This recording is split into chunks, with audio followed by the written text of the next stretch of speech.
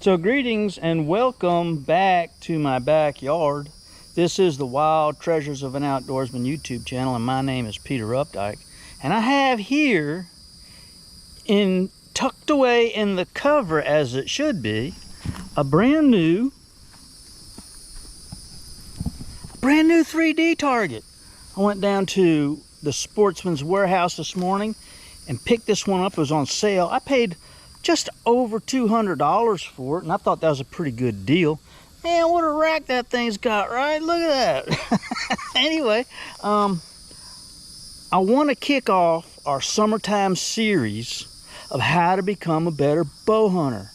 Not so much for you, although I'm making videos to promote this idea with other hunters, but for myself. If I say something that really doesn't apply to you, or you don't think you can use it, well, you just kind of leave it and take what you can use and move forward. Okay, so some of this stuff will apply to you and some of it won't, because some of it, quite frankly, will be very elementary. But I need to be reminded of some of the simple details of bow hunting. And yeah, these videos and this series helps me do that. It helped me last year. And yeah, putting the pieces of the puzzle together when it comes to public land hunting during the archery season, that's what I'm after. And looking for that desired outcome, which is on the horizon. It's going to happen. If you continue down this path of practicing and working and scouting and trying and hunting, it can only lead to success. Sure, there'll be little bumps in the road, right? Maybe little failures, but we're climbing that ladder. Sometimes those ladder rungs are made of failure, but we climb them anyway, because we're going to get to the top. And top is the desired outcome, and that's success. And of course, all the memories that we're going to make along the way with friends, maybe by yourself in the wilderness, down in the woods, all alone, and you have this incredible moment, nobody there but you and the Lord. Yeah. It's an awesome experience. I want to pass that on to you as well. So, this is my 3D target. I shot the other one so much it finally died and I had to put it in the dumpster. But I've got my block target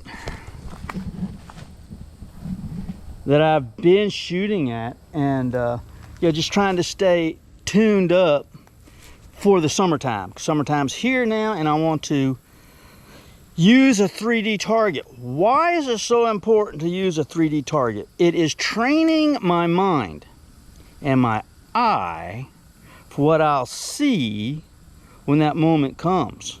Not everything in the woods is predictable. In fact, it's just the opposite. Nothing is predictable, right? So, shooting a 3D target prepares me for that. I can shoot this target from any angle. I can put this target directly underneath my tree stand and shoot at it.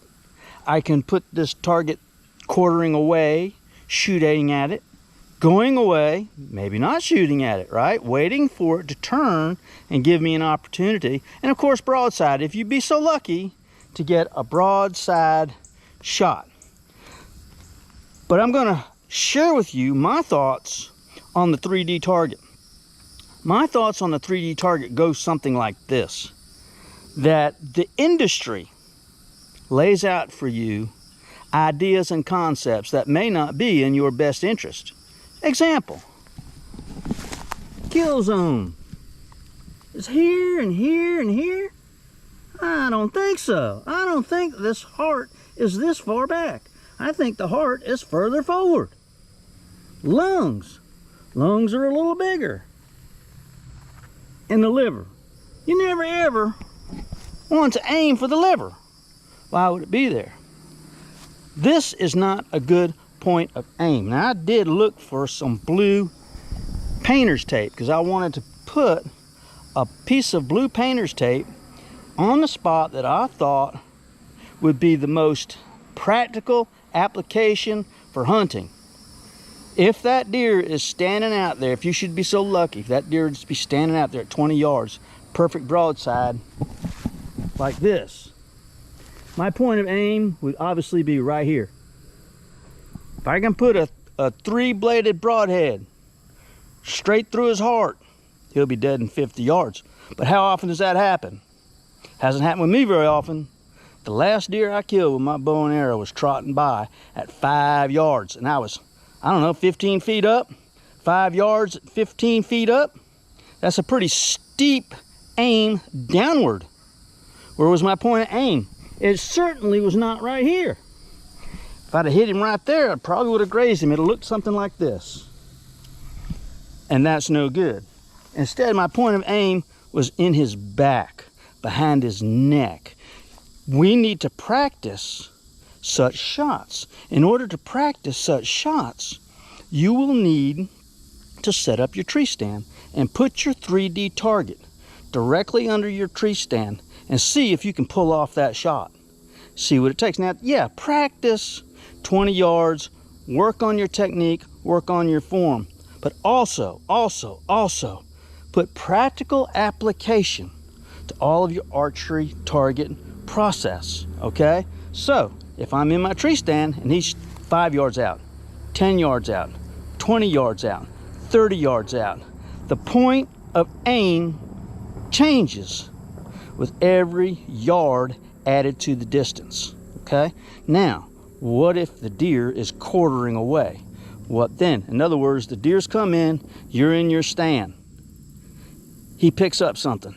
He doesn't quite know what's wrong with the moment, but he knows something's wrong.